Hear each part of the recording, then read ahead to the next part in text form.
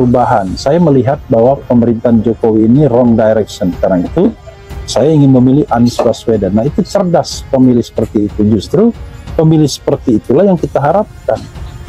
Bukan gaya pemerintah hari ini yang mengatakan bahwa seolah-olah kalau seandainya punya misi tidak melanjutkan pemerintahan sekarang, itu seperti pemberontak. Enggak begitu. Karena masyarakat tentu bebas memilih dengan ukuran-ukurannya sendiri, ya, sobat era sekalian. Dan yang harus kita pahami adalah, tadi kan saya katakan, kalau presidennya bukan tipe Jokowi, mudah untuk reunite. Jadi begini perasaan saya, ya, bahwa pada Pilpres 2024 faktor pembelah, faktor pemecah itu menurut saya yang paling signifikan adalah pemerintah, yaitu keterlibatan pemerintah atau cawe-cawenya Jokowi itu akan menjadi faktor pemecah, faktor pembelah yang luar biasa, bahkan bisa menjadi faktor kemarahan. Karena itu kalau tidak mau pecah, tidak mau terbelah, one thing for sure, pemerintah harus netral terlebih dahulu. Oke, satu kondisi yang harus didapatkan, harus netral. Tanpa netralitas dari penguasa akan sulit untuk kemudian mendapatkan sebuah pemilu yang harmonis. Itu syarat utama. Syarat yang kedua menurut saya adalah siapapun pemimpin yang terpilih jangan tipenya seperti Jokowi. Sorry to say. Kenapa begitu? Kesalahan utama Presiden Jokowi adalah ketika dia memerintah, dia membiarkan kelompok-kelompok relawannya itu bertahan tumbuh sebagai kekuatan di luar partai politik.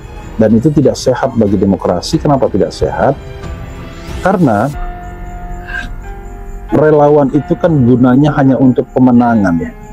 Setelah menang, ya harusnya presiden yang terpilih merasa dirinya adalah presiden Republik Indonesia, bukan presiden para relawan. Ini yang terjadi, ada pentolan relawan yang kemudian mengadu kepada presiden untuk minta izin berperang kepada kelompok yang dianggapnya sebagai oposisi atau pengkritik Presiden Jokowi. Nah, kalau cara berpikirnya demikian, wah gawat. Dalam diri seorang presiden ada sebagian rakyat Indonesia yang merupakan pendukungnya, rakyatnya, ada yang sebagian yang bukan pendukungnya. Dan yang bukan pendukungnya itu digebuk bila perlu, dengan kriminalisasi, dengan buzzer dan lain sebagainya. Mudah-mudahan sisa pemerintahan Presiden Jokowi tidak begitu cara berpikirnya. Bubarkan para relawan itu, karena relawan itulah yang justru membelah masyarakat. Jadi yang dibutuhkan apa? Yang dibutuhkan adalah begitu presiden itu terpilih, dia tampil sebagai presiden Republik Indonesia, bukan presiden para relawan, bukan presidennya partai politik, apalagi petugas partai politik. Indonesia tanah air beta, pusaka abadi nan jaya.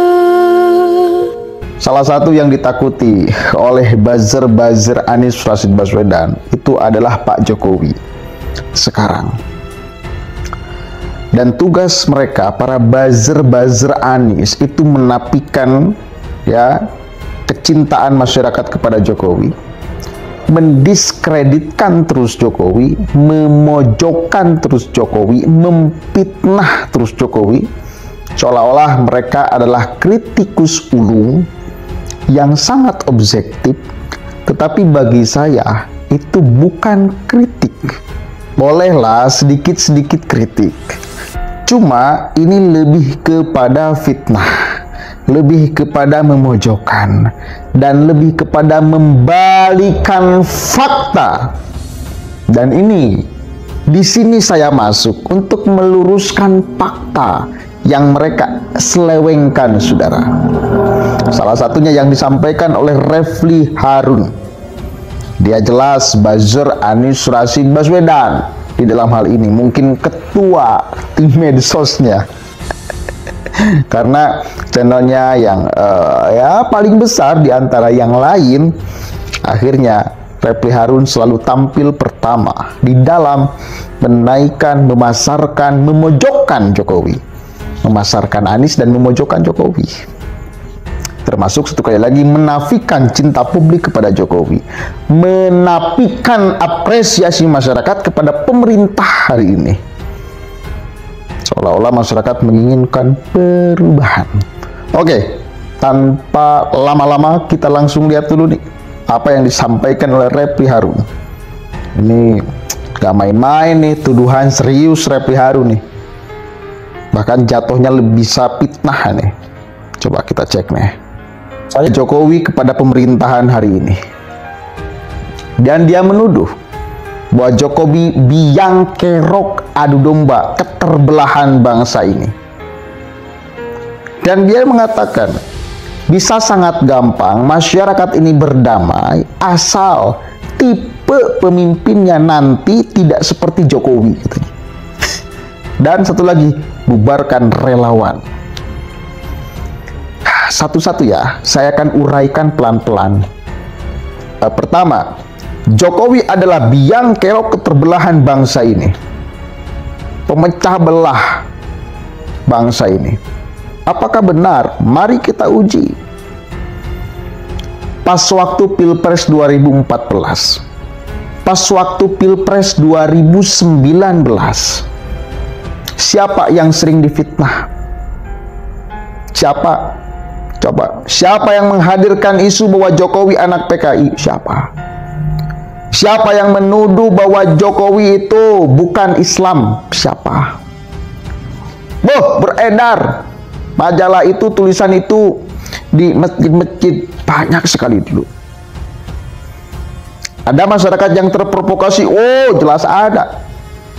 Banyak yang terprovokasi, yang termakan isu hoax persoalan itu. Salah satu yang ditakuti oleh buzzer Anies Baswedan itu adalah Pak Jokowi. Sekarang dan tugas mereka para buzzer Anies itu menafikan ya kecintaan masyarakat kepada Jokowi, mendiskreditkan terus Jokowi, memojokkan terus Jokowi, memfitnah terus Jokowi. Seolah-olah mereka adalah kritikus ulung yang sangat objektif. Tetapi bagi saya itu bukan kritik. Bolehlah sedikit-sedikit kritik, cuma ini lebih kepada fitnah, lebih kepada memojokkan, dan lebih kepada membalikan fakta. Itu pertama, berangkat dari sejarah dulu. Jadi Jokowi itu menjadi orang yang sangat sering difitnah dulu, 2014 dan 2019. Persoalan PKI, persoalan bukan Islam, segala macam. Meskipun harusnya isu agama ini gak laku di Republik ini, tapi ya bagaimana, faktanya laku. Makanya terus mereka jual seolah-olah Jokowi musuh Islam. Bahkan isu itu sampai sekarang loh. Indonesia sejak dulu kala tetap dipuja-puja bangsa.